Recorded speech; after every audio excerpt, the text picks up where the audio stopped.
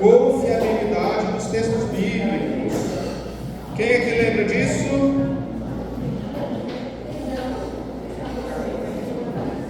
Hoje nós vamos falar sobre as versões da Bíblia. E esse tema é muito importante, e depois a gente vai falar também sobre os deuterocanônicos. Assim, para que a gente entenda as diversas versões que nós temos João Almeida, nós temos NVI, temos interlinear, temos diversas versões. Para Almeida aí nós temos uma dezena de versões, não é isso, pessoal? Tá tranquilo. Então a gente vai falar exatamente sobre isso, vamos percorrê-las e entender como que essas versões chegaram até nós. Vamos falar da King James, vamos falar também como que a Bíblia foi disseminada. Só que antes de começar, eu gostaria de pedir para que o seu Joaquim orasse pela nossa aula. Amém, Senhor? Amém. Senhor nosso Deus, inspire o professor nessa aula e abra os nossos corações para ouvir a tua palavra. Em nome de Jesus. Amém. Amém. Amém. Obrigado, seu Joaquim. Apenas como revisão da aula passada, quem é que lembra da composição do Novo Testamento? São os livros sagrados dos judeus, mas temos também uma cópia chamada Septuaginta, que são os livros sagrados e não sagrados. Enquanto isso aqui está em hebraico e aramaico, isso aqui está em grego. Aí nós falamos que Atanásio de Alexandria fez uma reunião de todos os livros para o Novo Testamento e que mais tarde surgiu a primeira versão da Bíblia, uma compilação inteira. Agora a gente começa a nossa aula com um assunto novo. Para que a gente entenda como que a Bíblia que nós temos, as diversas versões, inclusive a versão da Igreja Católica Romana, nós temos que entender a origem dos compilados completos das Bíblias mais antigas que nós temos nos museus. Primeira delas, Codex Sinaiticus. O que é esse Codex Sinaiticus? O Codex Sinaiticus é nada mais, nada menos do que uma versão que foi escrita em grego em 340, em que eles pegaram a Septuaginta. Lembram da Septuaginta que falamos a aula passada? Cópia da literatura sagrada e não sagrada que estava em grego, e pegaram o cânon de Atanásio de Alexandria e reuniram todos os livros do Novo Testamento que nós temos hoje. Essa Bíblia, do ano de 340, ela está guardada em museus e hoje ela está disponível online. Quem quiser acessar o QR Code para acessar os manuscritos do Codex Sinaiticus, só que ela tem a ilusão desses apócrifos aqui, mas não por serem sagrados, mas por fazerem parte da Septuaginta. Ela tem também dois outros livros, que é o Pastor de Hermas, e também tem os escritos de Barnabé, mas não são considerados sagrados. Por que é importante a gente saber desses principais 4 escritos sagrados? Porque é através dessas fontes que são feitas as traduções das Bíblias que nós temos aqui.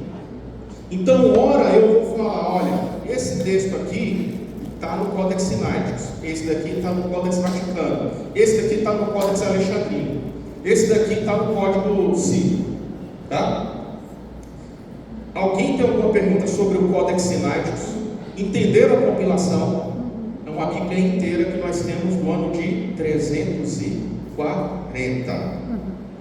Como isso era feito à mão, o outro segundo códex muito importante é o chamado Codex Vaticano B. Na verdade, pessoal, ele vem uma sequência depois desse lote de terem produzido, porque isso não havia imprensa, era manual. Eles escreveram que o Codex, esse Codex, só que ele tem esse nome Vaticano B porque ele foi redescoberto e está onde? Na Biblioteca do Vaticano.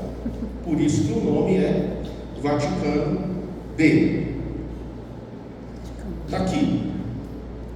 Vai, projetor. Calma. Vamos, acelera. Aqui, tá? Quem quiser acessar o Codex Vaticano, é só acessar aquele QR Code ou pegar esse link aqui. Ele tem exatamente a mesma compilação que temos nas nossas Bíblias, só que com os acréscimos dos apócrifos ou deuterocanônicos. Esse aqui, ele é extremamente, é quase que idêntico aos sináticos, Codex Sináticos. A gente vai entender o porquê disso, porque alguns já devem ter ouvido falar que algumas versões novas impressas da Bíblia, como a nova NVI de 2023, está faltando um monte de versículo bíblico. Vocês já ouviram falar disso já? Pois é, vocês pegarem lá, tem alguns versículos faltando. Por quê? Porque a fonte desses foi o Codex Sináticos e o Codex Vaticano, que não tem esses versículos. Tá? A gente vai entender isso daí. O outro principal é o Alexandrinos, né? Esse aqui foi o que me deu mais trabalho para fazer leitura. Deus do céu! Por quê? Porque ele não tem ele e o Vaticano também, mas ele não tem referência. Então, para você achar um livro inteiro, e esse grego que a gente chama paleolítico, vocês podem ver que ele não tem espaço. E a grafia do grego é um pouco diferente do grego moderno. Então, para você fazer análise disso, você tem que ir conhecendo as palavras para você conseguir ler sem uma separação. Mas por que esses três códex não têm espaço? Porque papel era algo muito caro. Então eles precisavam economizar espaço. Então, por esse grego paleolítico, eles escreviam sem espaço. Dá um pouco de trabalho. Mas a gente precisa entender essa questão. Logo depois de termos aqui, o Codex Sinaiticus 340, 350 do Vaticano B e o de 400 do Alexandrino, em 400 estávamos sob a égide do Império Romano. E Roma falava o quê? Latim. Não é o latim do cachorro, não. Tá? É o latim mesmo, é o latim romano. Então, nessa época, a igreja romana chama de São Jerônimo, mas nós vamos chamar de Jerônimo, pegou esses códices aqui e criou uma versão traduzida para o latim. Por quê? Porque Alexandre o Grande expandiu o grego, tornou-se conhecido, ampliado, era como se fosse o inglês da época. Mas aqui, sobre a égide do Império Romano, aqui no século IV e no século V, Roma era quem detinha o poderio militar, o poderio cultural. E essa Bíblia, que foi chamada de Vulgata, ela que foi a Bíblia utilizada por mais de 1000 anos até Lutero, praticamente. Ou seja, as versões que se tinham das Escrituras circulando no mundo conhecido, elas eram disseminadas em latim. Tá? Sim. Eu sei que você vai falar isso mais adiante, talvez eu esteja antecipando alguma coisa, mas quando o Império Romano começou a dominar o mundo, ele saiu do grego e foi para o latim, e a grande dificuldade do leigo conhecer a Escritura era o fato de só os padres poderem ler a Escritura. Eu vou falar sobre isso. Depois eu chego na reforma protestante quando o Lutero traduz para o alemão, né? Exatamente, traduz para o alemão. Mas eu vou chegar nesse ponto, porque foi graças a Lutero que de fato a Bíblia passou a chegar nas pessoas. A gente vai falar um pouco sobre Só que, quando a gente começa a fazer traduções, o ponto que a gente tem que frisar é que as traduções, elas começam a sair do original e elas começam a conter o quê? Erros. Alguém consegue perceber o que tem aqui na face de Moisés? Alguém consegue perceber, ver o que tem aqui em Moisés? O véu? Face? Não. Um chifre? Mas é um Chifrezinho. E se a gente pegar, olha só a influência disso aqui, pessoal. Olha só as obras de Michelangelo, Moisés de Michelangelo, está com chifre. Lá esse Moisés aqui lá em Santa Mary, né? Moisés com chifre. Ali em El Salvador também, na Renascença, na época renascentista. Ué, mas tem gente com chifre, pessoal? O chifrinho ali, até dele está maior, né? Ele cresceu mais. Por que isso aconteceu? Pelo seguinte motivo, pessoal.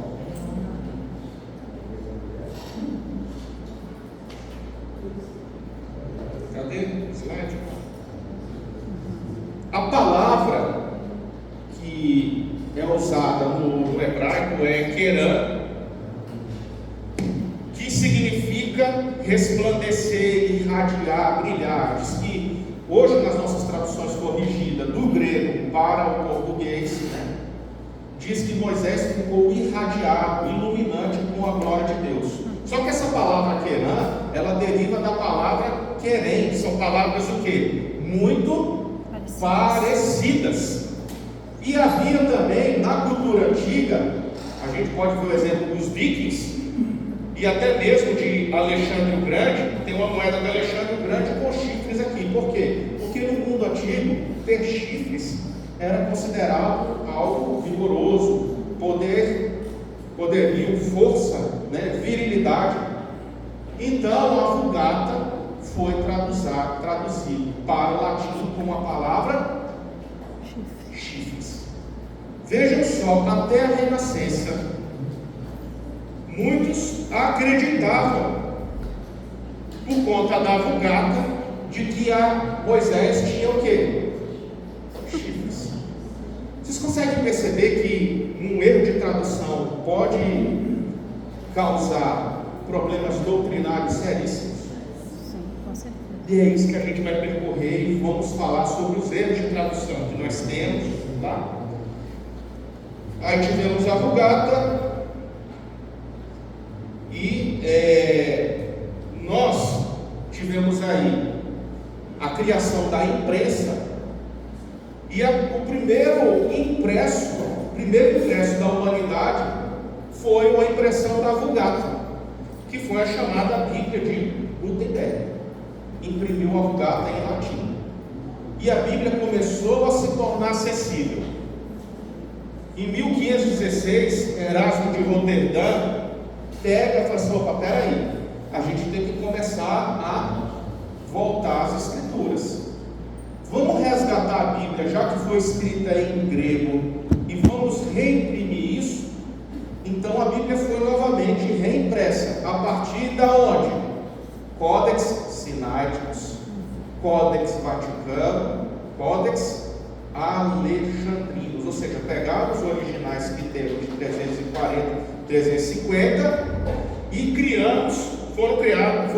foi impressa a versão em grego. Tá? Mas qual era a situação na Idade Média? A maioria das pessoas eram analfabetas.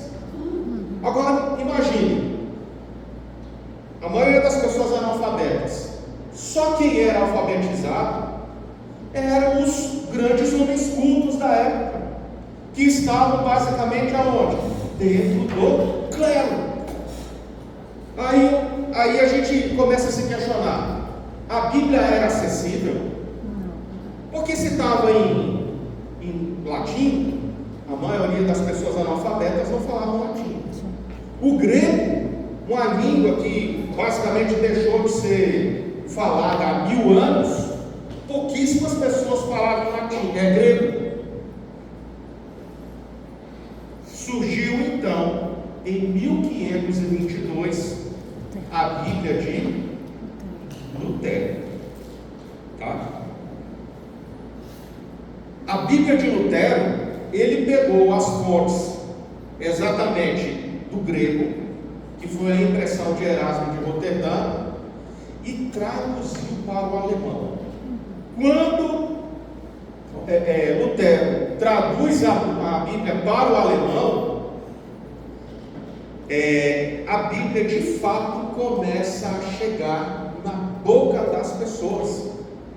E essa foi a grande revolução que deu origem ao protestantismo. Só que Lutero, ele foi extremamente perseguido, e a gente tem que falar da importância de Lutero. Nós temos outros mártires cristãos que tentaram fazer traduções da Bíblia para o inglês, para o alemão, isso em 1200, tá? Em 1300, em 1100. O que aconteceu com estes, ao contrário de Lutero?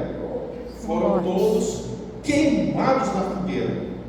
Nesses slides eu coloco aqui, depois eu vou mandar a versão atualizada, isso como material de estudo complementar. Eu coloco a lista desses mártires que foram queimados pela igreja. Tá? Então a Bíblia era praticamente algo que era restrito ao episcopado. Tá? E detalhe, havia o que nós chamamos de índex. O que era o índex? Era a relação de livros proibidos. A Igreja Católica colocou lá Dante Alighieri, era um livro proibido. Nós tínhamos uma série de livros. E indiretamente a Bíblia foi também proibida. Por quê? Só podia ser lido e disseminado a Bíblia que era chancelada, autorizada pela Igreja Católica. E que Bíblia era essa? Em latim. E quem falava latim naquela época? Só os padres, só o clero. Então, isso é um instrumento de dominação. Então, quando a gente pega, tá, a Bíblia de Lutero e que dissemina isso, nós começamos a ver, inclusive, padres se convertendo, freiras se convertendo, porque dentro do clero há uma estrutura piramidal que só quem estava no topo lá conseguia, de fato, aprender a língua e ter acesso às escrituras. E detalhe, essas escrituras, elas ficavam guardadas em lugares, e quase sempre as tintas eram feitas à base de cianureto, tá?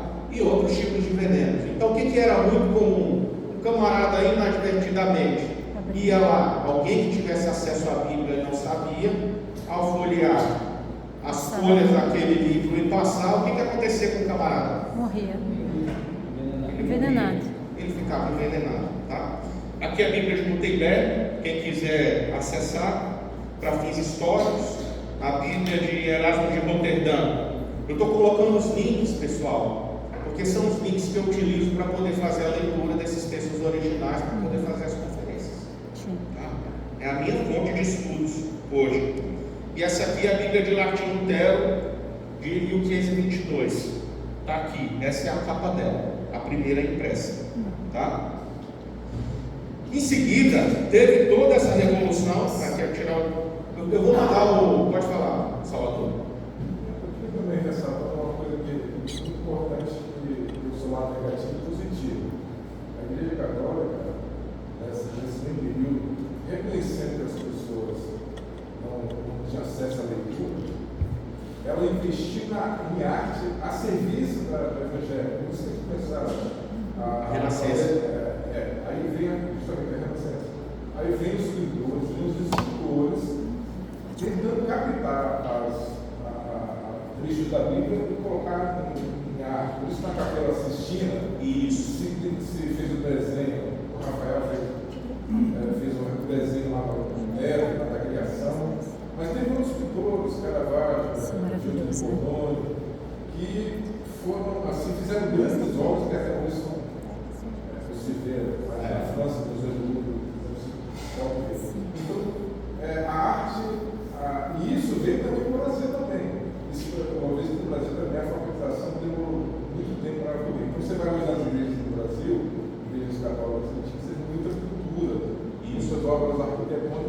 influência dessa época, uma tentativa de amenizar assim, a falta de conhecimento. Pelos próprios vitrais você entendia o contexto da história. Justamente. Em algum momento a igreja católica se perdeu porque começaram a adorar a imagem, ou criar imagens além das imagens bíblicas, ou da arte bíblica. Ela não errou no sentido de usar a arte como forma de comunicar a Bíblia. Ela errou quando ela extrapolou a Bíblia. Mas essa extrapolação ela veio desde a época de Constantino com o sincretismo religioso. Porque o que aconteceu?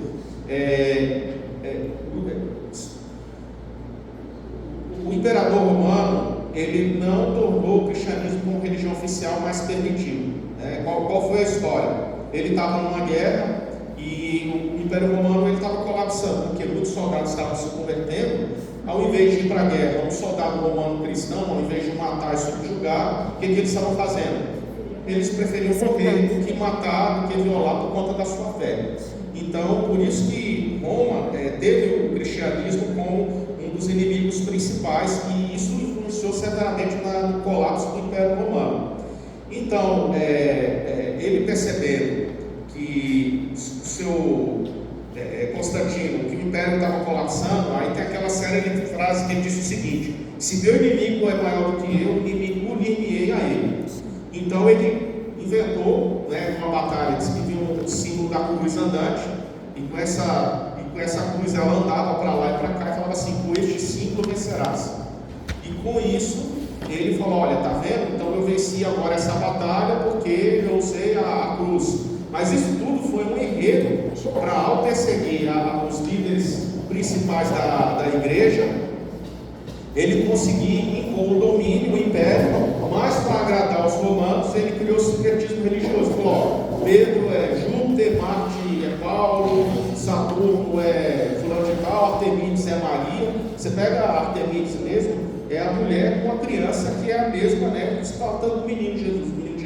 Então, tipo, é isso. Mas o objetivo nunca era espiritual, de não, o homem dominação. Senhor Jesus. Sempre era para eles ficarem no centro.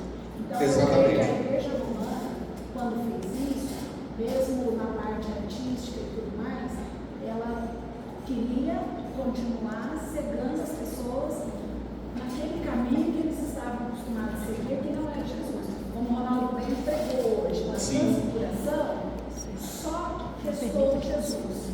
Patriarcas, profetas, são coisas importantes que ficaram no passado, mas agora é Jesus.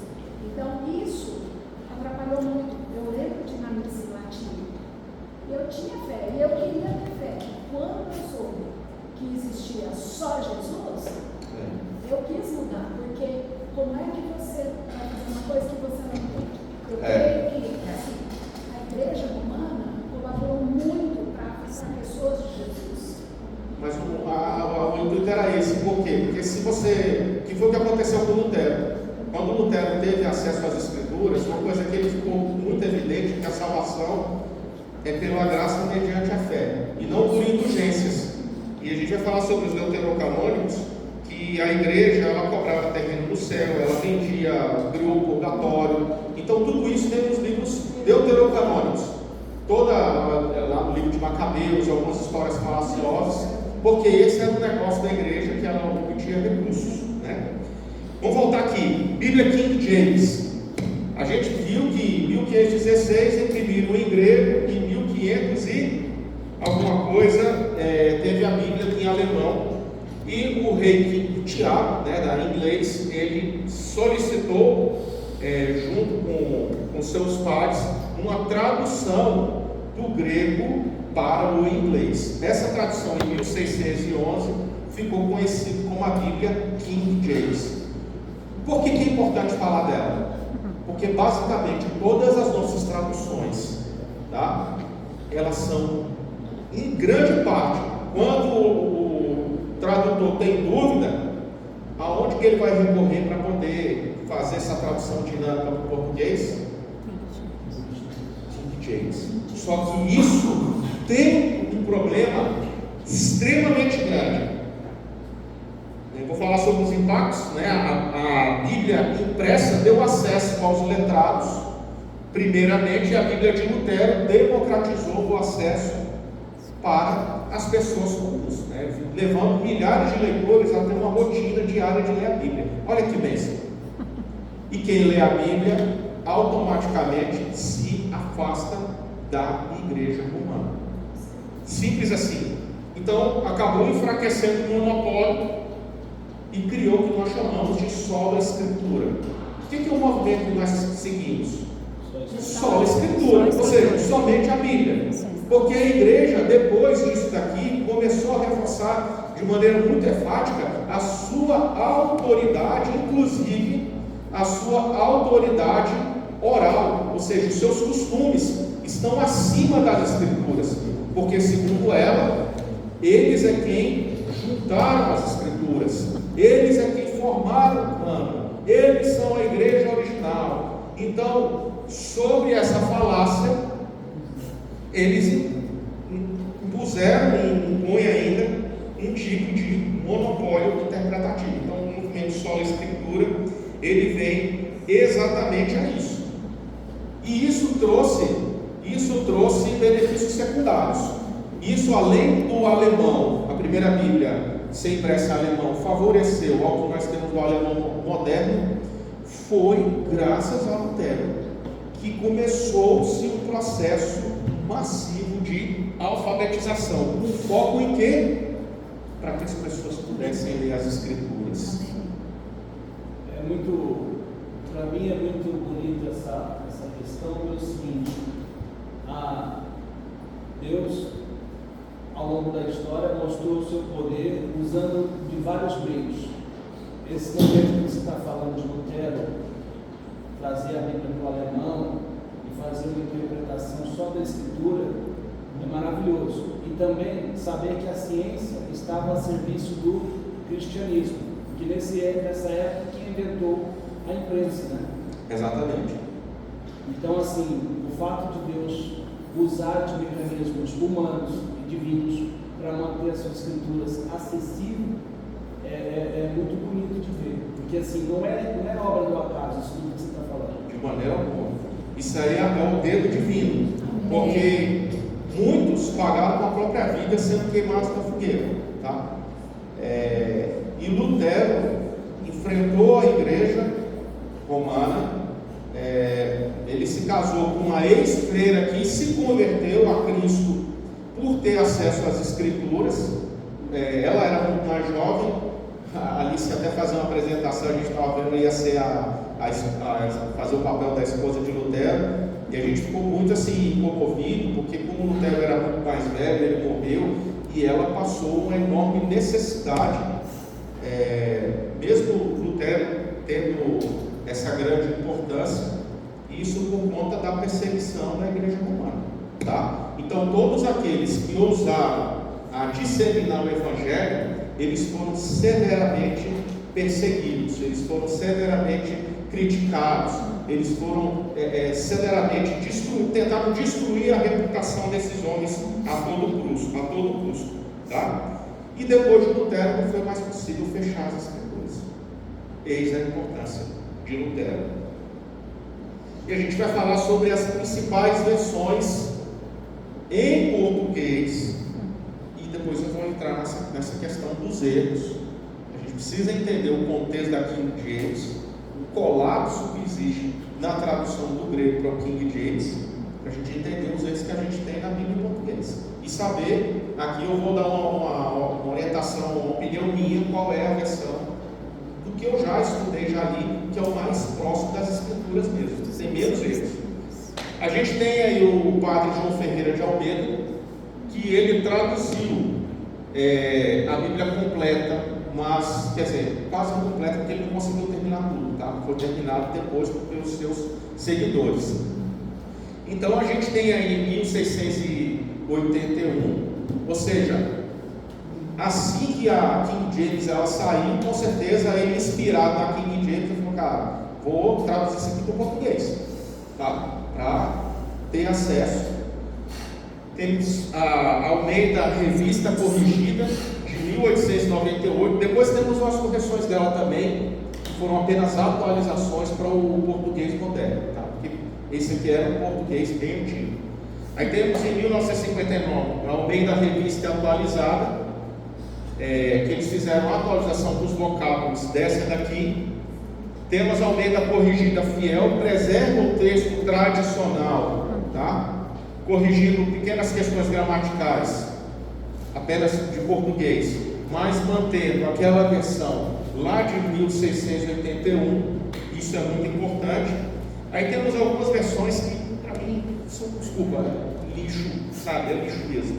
Almeida século XXI, Nova Almeida Atualizada, 2017, uma das piores delas, que eu considero, tá? Isso é uma opinião minha do professor, é a NVI. Detesto essa versão, vou falar por quê. Aí temos essa tradução da linguagem de hoje, temos a Nova Bíblia Viva, que eles fizeram a tradução do inglês, essa daqui, erros grotescos. E temos ali interlinear também, que eles tentaram traduzir palavra a palavra, mas também tem severos erros de tradução, tá? A gente vai falar que erros são esses aqui. Falei no início que alguns podem perceber que algumas novas versões da Bíblia têm versículos faltando. Que versículos são esses? Mateus 17, 21, Mateus 18, 11, 23, 14, esses versos de Marcos aqui, tá? Lucas, João, Marcos, Romanos, 1 Coríntios, Timóteo, ainda tem outros. Esse aí foi o que a gente conseguiu levantar, tá?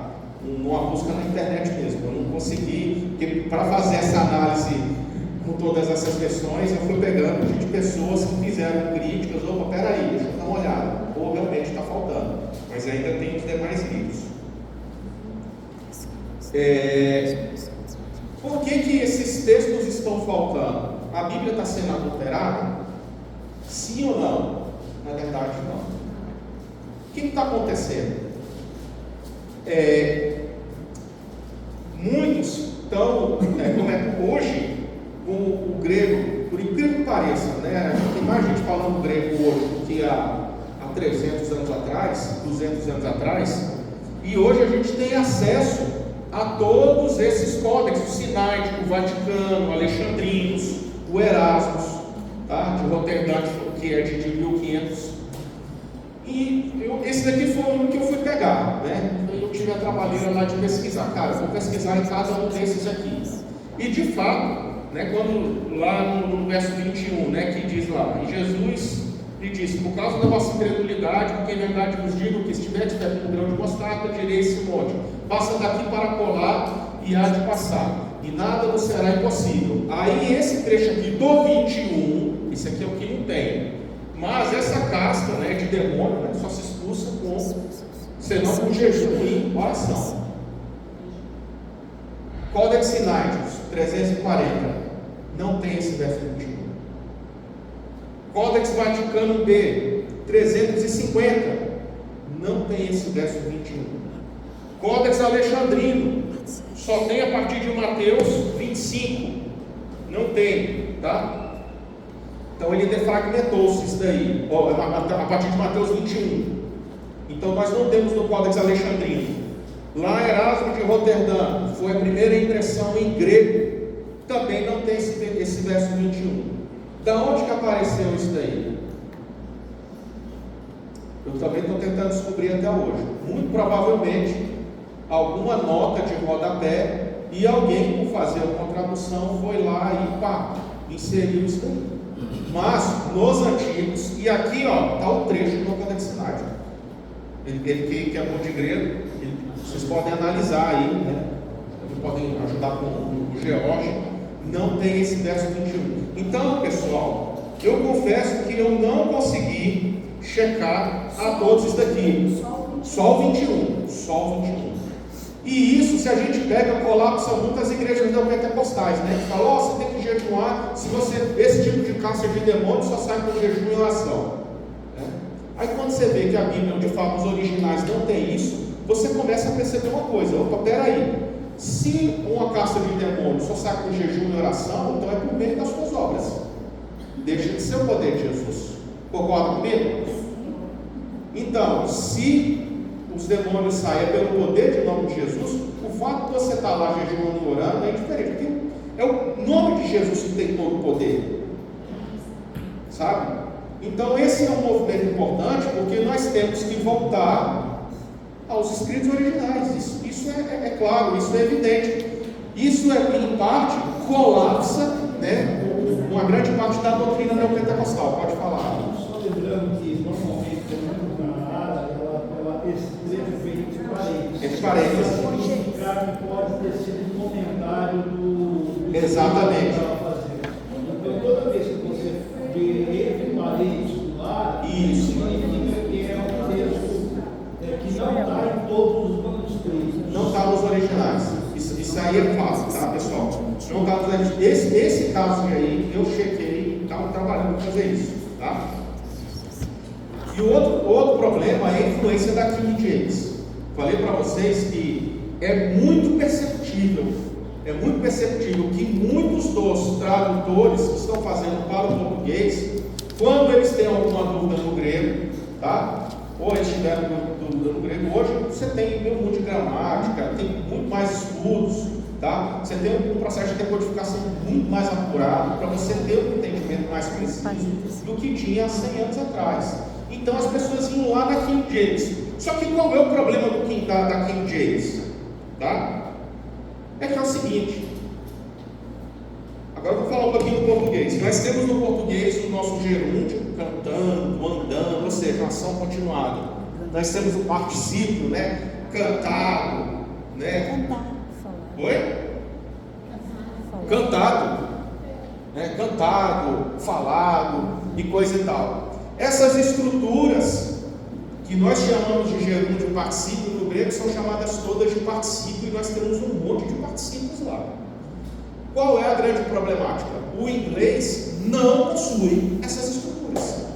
Toda a estrutura do inglês se colapsa em uma só, na terminação ing, having, tendo, né? Quando você colapsa para isso, você perde uma série de estruturas que, para nós, que a nossa língua é de origem greco-latina, a gente tem muito melhor entendimento de quem é da língua inglesa. Então, se vocês pegam uma tradução, tá? Não tem uma influência da língua inglesa para traduzir, você cai nesse problema do colapso, você perde parte da essência. Exemplo, tá? É que eu falei um pouquinho, nosso processo contínuo, ação em andamento. Eu coloco um pouquinho para quem quiser se aprofundar, porque a gente tem tempo para a nossa aula, tá? Do que seria o particípio no grego. Um exemplo é esse daqui, tá? Cadê o tempo da tempo verbal? Vou pegar esse slide aqui. Ide ao mundo, pregai o evangelho e fazer discípulos a toda criatura. Quem já ouviu falar isso? Está no ide, não é? Na nossa Bíblia. Sabe como é que está no original? Ele está no particípio. Fazendo. Exatamente. Indo ao mundo. A ideia é percorrendo ao mundo. Ele dá uma amplitude muito maior. O que ele quer dizer? Em qualquer lugar que você vá no mundo, aí ele entra a parte imperativa. Pregue o evangelho. E tem essa parte imperativa. Pregar o evangelho. Ou seja, em qualquer lugar que você estiver no mundo, qual é o imperativo? É pregar. Só que quando você lê isso no grego, isso fica muito claro, que há um imperativo de você o que, meu amigo? Pregar o evangelho. Você não precisa sair da sua casa. O problema de tal ide ao mundo é que muita gente acha o seguinte: olha, eu tenho que ir para o mundo, eu tenho que ir para a África para pregar o evangelho, eu tenho que ir lá para Cochichola para pregar o evangelho, porque senão eu não sou missionário.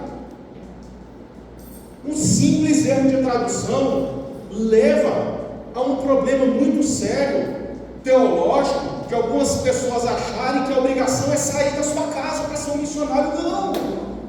Todos nós fomos comissionados como embaixadores de Cristo em qualquer lugar que você esteja. E qual é o imperativo? Pregar o evangelho.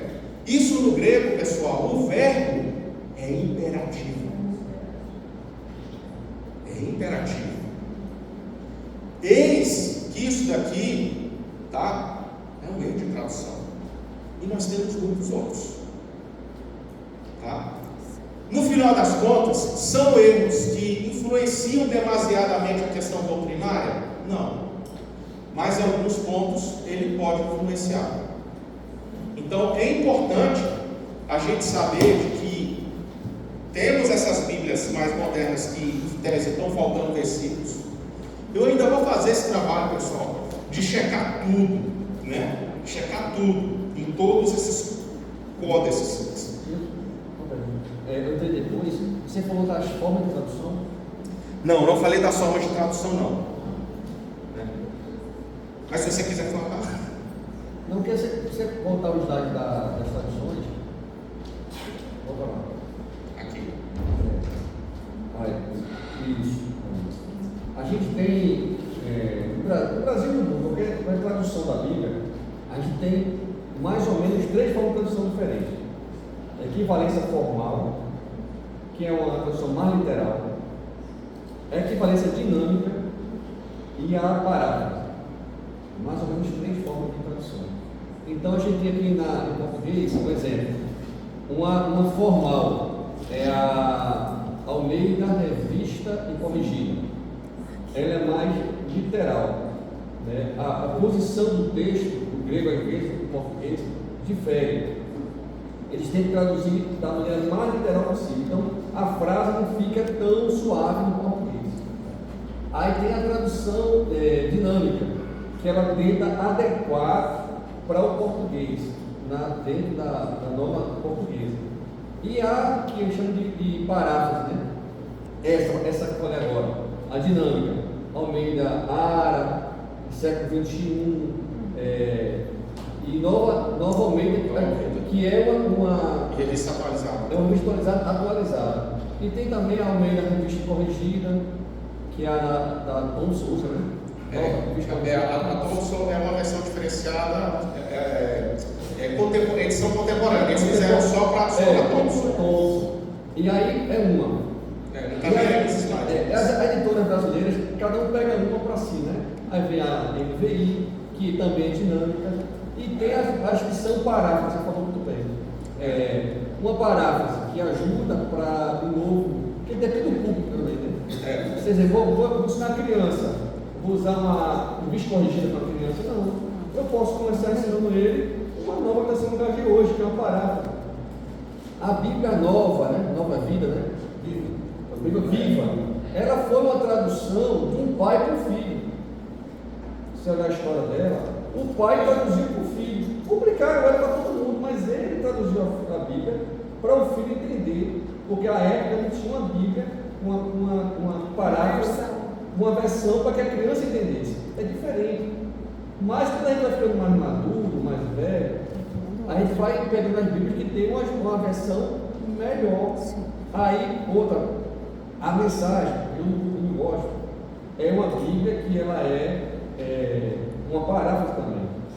Agora, a pior que tem isso, em português, você não falou, mas a pior que tem é a transformadora. Essa aí realmente ela gera uma distorção grande na lógica. Mas ao restante ela tem as suas funções, né? Exatamente. Você fala a pior é a transformadora. Eu não sei se você concorda, mas eu um comentário do afeganistano, ele falou que nesses mais tradicionais, que ele acabou de dizer, a palavra liderança ela ocorre 3 vezes. E na NVI ocorre mais de 370 vezes.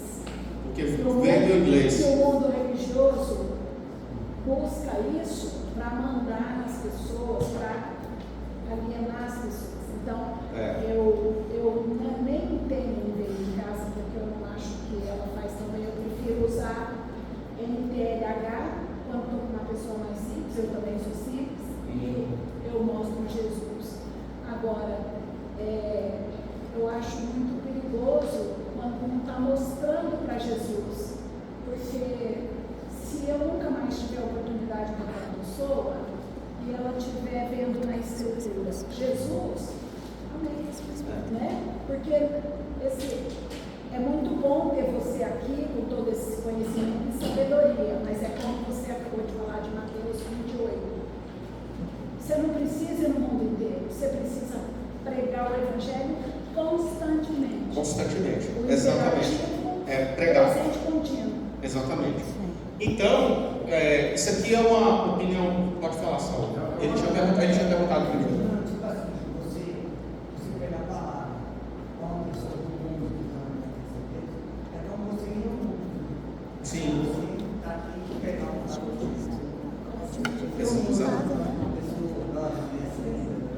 não é? Você está sendo missionário. É uma dúvida, né? Eu conheci a Bíblia por conta do Leste Católico. Inclusive, minha primeira Bíblia era aquela que tem em inglês. Português. Então, a dúvida é a seguinte: eu acredito, eu penso que a igreja em português era Em português, exatamente. não pegaram a Bíblia e botaram no português. Exatamente, eles traduziram do inglês. É isso mesmo? É isso mesmo. É isso mesmo. A tradução ela é em inglês. A tradução que eles fizeram para o inglês veio do grego lá no Textos Receptos, né? Que é o de Erasmo de Roterdã. Beleza. Só que aí é aquilo que eu falei. O inglês você tem um colapso. Você tem um colapso linguístico. Você não tem a mesma riqueza. Nós que somos de língua portuguesa, as traduções que são feitas do grego direto para a gente tem uma maior profundidade de entendimento, uma maior amplitude do contexto geral de quem é falante da língua inglesa. Só complementando, falando para falar vocês hoje do colapso da língua, porque eu estava até comentando com o Ronaldo mais cedo, eu tive a oportunidade de estudar grego, com grego, e dava aula de grego, vocês chegou Eu comecei a fazer com ele na época, não consegui. Então, o pouco que eu aprendi é que a língua grega era muito rica. Extremamente. Não é só o inglês que tem esse colapso, o português vai ter relação. Vai ter também. A gente não tem os colapsos em português, mas o português, que seja de origem greco-latino, é muito menos, e ainda assim você tem estruturas. O grande problema do português e do grego é o seguinte: entra nessa questão da versão dinâmica que o George falou. O objetivo da versão dinâmica é você ter uma tradução mais simplificada para você conseguir ler. E qual é a dificuldade da tradução do grego para o português? É porque as expressões são as orações são muito grandes. E o nosso português, ele não admite uma oração de um parágrafo inteiro. Então, essa é a dificuldade para o português. Mas ainda assim, ela é melhor compreensível na nossa língua, quando é traduzido para a nossa língua, do que quando você pega para o inglês. Sabe? E eu falo para vocês, muitos erros doutrinários que nós temos aí se dão, por quê? Porque grande parte do conteúdo que chega no Brasil, ele é originado da onde? Do estrangeiro, em quem escreve em língua inglesa. E eles acreditam naquilo que é aquilo que eles têm. Há uma dificuldade de conseguir entender todos esses tempos verbais, tá? Essas conexões, essa relação do particípio com o verbo, né? O que é um acusativo, o que é um dativo, e coisa e tal, né? O anisocrópico, sabe? Eles não entendem isso. Então, a nossa língua é mais rica, sabe? Eu gosto muito da Almeida Corrigida Fiel à Contemporânea da Thompson, que é praticamente a mesma coisa. Ele tem um português mais rebuscado. Essa revista corrigida não é revista atualizada não, tá? A revista corrigida, eles pegaram essa daqui e colocaram no português mais simples, mais moderno. Então, para quem quer uma leitura, dar-te-ei algo em troca, algo desse gênero, né, um português mais rebuscado, vai para a Corrigida Fiel. Agora, se você quer um português que é o mais próximo que a gente fala, na minha opinião, a melhor versão é essa Almeida Revista Corrigida. Tá?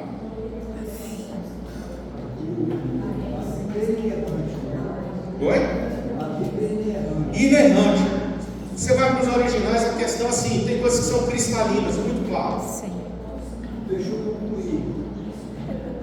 Se é verdade o que você está pronunciando, A Bíblia não é inerrante, depende da produção, da versão. Da versão. Isso.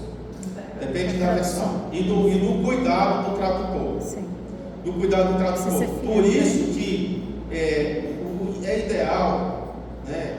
Assim, eu sei que nem todo mundo, mas assim, aqueles que estão à frente de obra, viu, seu Joaquim?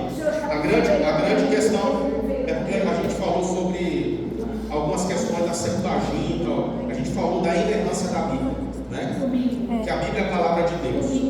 Isso. Eu acredito Que benção. que a versão Eu tenho essa aqui, mas. termos humanos está entre colchete. Isso.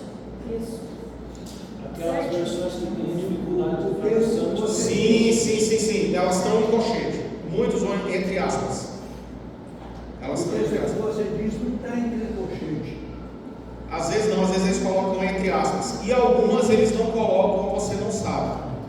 Mas hoje, pelo menos hoje, o que está sendo impresso hoje, isso está sendo deixado claro. Pelo menos estão se responsabilizando mais para evitar problemas doutrinários aí. A questão é, a Bíblia é a palavra de Deus, a Bíblia é inerrante. Ela é o nosso caminho e ponto final. Eu não vou falar mais sobre questão de erros da Bíblia. A gente até já avançou. Eu iria falar sobre a questão dos deuterocanônicos. O que são os deuterocanônicos? Eu já falei que são os apócrifos, tá? E qual é a grande questão aqui, que eu só vou passar muito rápido para que a gente possa refutar os deuterocanônicos aqui, ó. O que nós temos nos livros que tem dentro da Igreja Católica? Histórias fictícias, lendárias, absurdas, lá em Tobias, né? O cão seguiu, parou a primeira pousada junto ao rio, o cão saiu para lavar os seus pés, e saiu da água um peixe monstruoso para o devorar. Ou seja, ele começa a criar uma história completamente fantasiosa. Tobias ensina feitiçaria como método de exorcismo. Então era tudo que a igreja romana ela usava como base para indulgência, para venda de terreno no céu, para purgatório. Tá? Olha aqui, ó, Tobias ensina que as obras limpam os pecados. Ora, a Bíblia nos ensina que a salvação não é pelas obras, não são pelas obras, é pela fé, é mediante a graça, mediante a fé. Salvação por obras, né? O que mais aqui, ó? Eclesiástico, perdão dos pecados através das orações. Ou seja, você vai orar para perdoar o pecado do outro, sem arrependimento. Como assim? A salvação é individual. A Bíblia fala, arrependei-vos, né? Jesus fala, arrependei-vos, né? Buscai o reino de Deus, a sua justiça. O arrependimento é algo que pessoal. Você não pode orar para pedir o perdão de pecado por outra pessoa que não está arrependida. Essa pessoa não vai alcançar a graça a favor. Macabeus ensina a oração pelos mortos. Aí com isso a igreja fundamenta, a igreja romana fundamenta, não, a gente vai fazer aqui uma missa de sétimo dia, ou então a gente vai fazer aqui a reza para indulgência, porque fulano estava lá no purgatório, aí o purgatório vai para o céu. Ele ainda não está no inferno não, né? Sendo que o próprio purgatório é algo criado nesse livro aqui de sabedoria, tá? Ensina a existência de um lugar chamado purgatório. Então veja, todas essas contradições estão em livros que nunca foram considerados sagrados e que eles foram propositalmente ali tornados sagrados depois para poder manipular e fazer o que a igreja fazia no século V. Você tinha pedaço da cruz de Cristo que estava para construir um navio, tá? Era mais ou menos isso, ó. Os anjos mentem, o anjo de Deus mente. Como é que pode? O anjo de Deus vai mentir, tá? Outra aqui, ó. A mulher que jejuava todos os dias da sua vida, a mulher já nasceu, o bebê jejuando, tá? Meu Deus, isso é possível?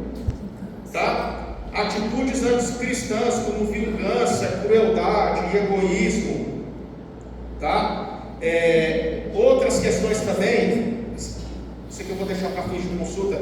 Outra questão também, muitos desses livros negam a própria inspiração divina. Lembra que eu falei para vocês na aula passada que os livros do Antigo Testamento, eles tinham que ter sido escritos por profetas ou validados pelos profetas, e tinha que ter a questão da inspiração implícita, não podia ter contradição espacial, temporal, e nem em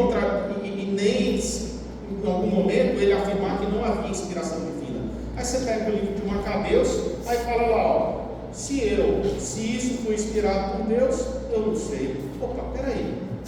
Se o próprio livro diz que ele não é inspirado por Deus, ele coloca em xeque. Então, nós temos todo um arcabouço para refutar que esses livros, eles na verdade, são livros que apontam muito mais para uma conduta distorcida do que do Evangelho. E é muito comum os católicos falarem, não, mas os livros, né, deuterocanônicos estão referenciados no Novo Testamento. Eu falei, mas como assim está referenciado no Novo Testamento? Ó, Tobias, ó, olha o que eles pegam, ó.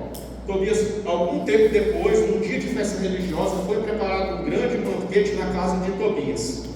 Aí lá em Atos, eles falam, não, a referência disso está lá em Atos, ó. E cumprindo-se o dia de Pentecostes, estavam todos reunidos no mesmo lugar. Tem alguma coisa, não tem nada a ver lá com crê aqui, ó. É falsa barra. Então, esse material, essa nova versão atualizada, vou mandar ainda lá no grupo da igreja.